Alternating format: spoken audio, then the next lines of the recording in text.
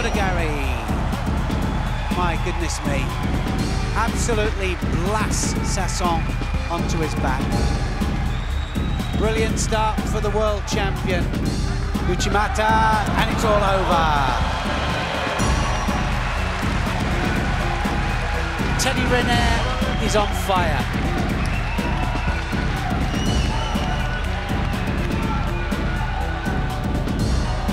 Riner goes for the Sumigaish. Wazari scored and directly into the hold down. How easy did he make that look? There's the little look.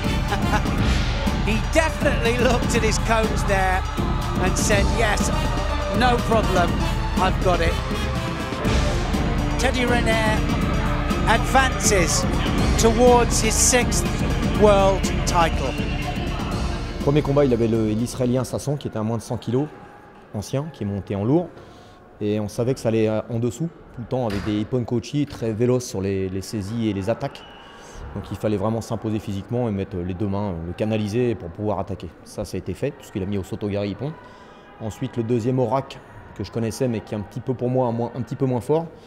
Et là, il y a peu trop de difficultés, puisqu'il a pu tout de suite vite s'imposer sur le Kumikata et lancer Uchimata en préparant un peu en Kenken.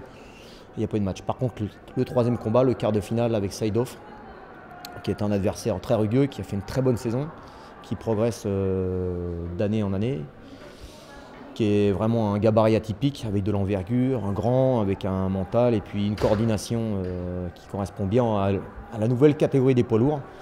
Donc là, combat très très difficile, donc il fallait aborder ce combat vraiment très très fort, mais surtout mentalement. On a fait une première partie de journée, ça c'était le premier bloc. Maintenant il y a un deuxième bloc, le deuxième bloc de l'après-midi, où là de nouveau il va rencontrer deux adversaires certainement solides, notamment le premier, le Brésilien Silva. C'est la finale du Championnat du monde de Rio l'année passée. Ce sera un combat aussi très très engagé avec du Kumikata, du déplacement. Mais je préfère rencontrer un Silva qu'un Saïdov à la maison.